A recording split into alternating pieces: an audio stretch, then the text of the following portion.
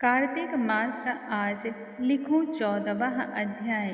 श्री हरि कृपा करे श्रद्धा प्रेम बढ़ाए। ओम नमो भगवते वासुदेवाय। नमस्कार दोस्तों, आज के इस वीडियो में हम सुनेंगे कार्तिक मास महात्म्य के 14वें अध्याय का पाठ। भगवान श्री हरि स्वयं कहते हैं, कार्तिक के माह में जो व्यक्ति इन अध्याय का श्रवण मात्र कर लेता है या फिर पठन करता है, उन सभी मनुष्यों के जन्म जन्मांतर तक के पाप को मैं नष्ट कर देता हूँ एवं संपूर्ण सुखों की प्राप्ति होती है।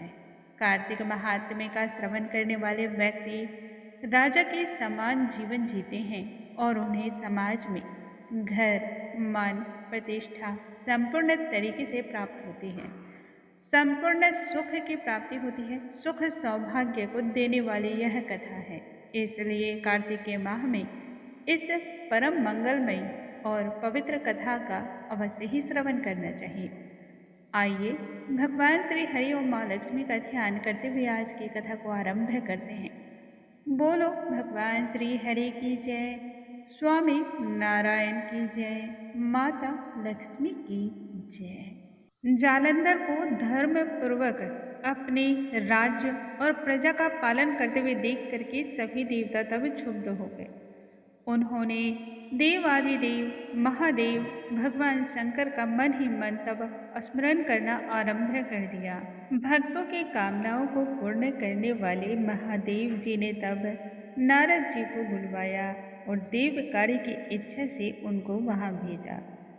शंभु भक्त नारद श्रेष्ठ शिव की आज्ञा से देवपुरी में गए।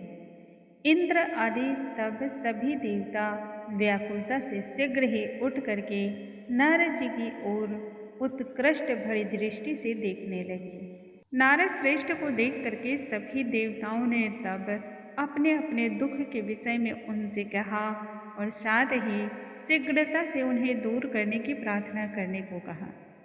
इस पर नारद जी कहने लगे, मैं सभी चीज़ों से अवगत हूँ, इसी के लिए मैं तुरंत ही दैत्य के राज जालंधर के पास जा रहा हूँ। इस प्रकार के वचन को कहकर के देवताओं को आश्वस्त कराते हुए नारद श्रेष्ठ जालंधर की सभा में जा पहुँचे।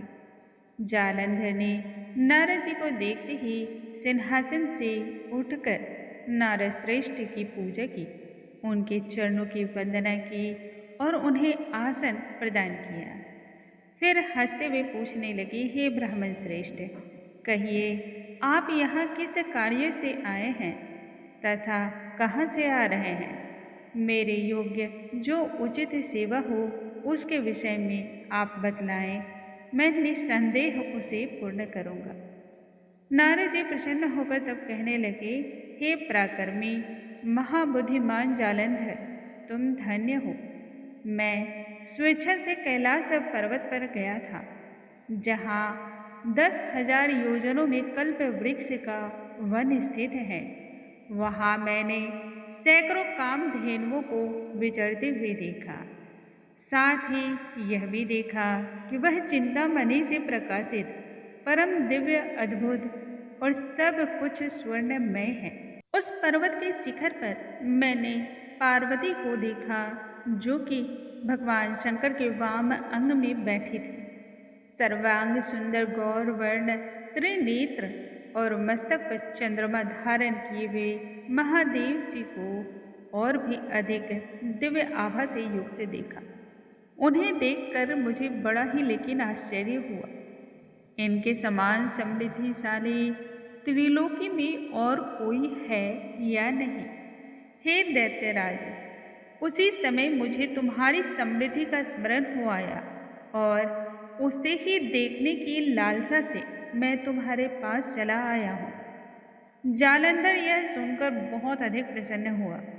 उसने नारद जी को अपनी संपूर्ण समृद्धि और विशालकाय साम्राज्य को दिखलाया। उसे देखकर नारद जी ने जालंधर की खूब प्रशंसा की तथा कहा, निश्चय ही तुम त्रिलोक के पति होने के योग्य हो। ब्रह्मा जी का हंस युक्त विमान तुम्हारे पास ही आज के समय में स्थित है। धूलोक, पाताल और पृथ्वी पर ना जाने जितने भी बहुमूल्य रत्न इत्यादि हैं, वह सब तुम्हारे ही पास तो हैं। ऐरावत, उच्च सर्वक घोरा, कल्प वृक्ष और कुबेर की निधि भी तुम्हारे ही पास शोभायमान है। मणियों और रत्नों के ढेर तुम्हारे पास लगे हुए हैं, इससे मैं अत्यधिक प्रसन्न हूँ। परंतु तुम्हारे पास ऐसा कोई स्त्री रत्न नहीं है जिसकी वजह से तुम्हारे सारे वैभव और समृद्धि फीके पड़ जा रहे हैं। इसलिए हे दैत्यराज, शीघ्र ही तुम स्त्री रत्न को ग्रहण करो।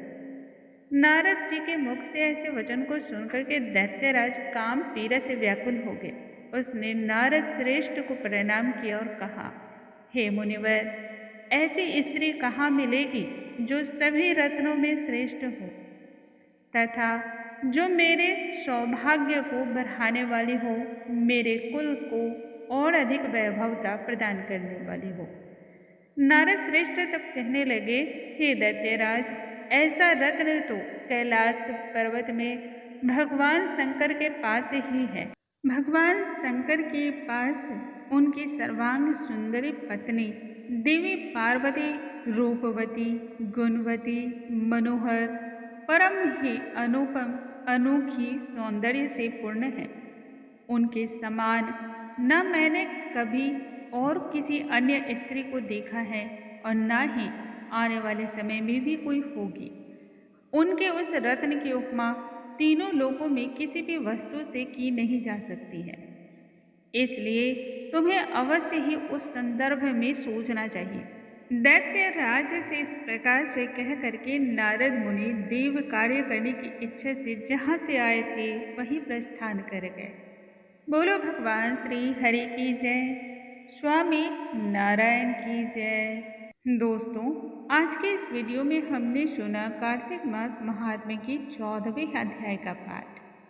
कल के वीडियो में हम आगे की कथा के साथ फिर से मिलेंगे। तब तक आप सभी स्वस्थ रहें, सुरक्षित रहें, हंसते और मुस्कुराते रहें। नमस्कार दोस्तों।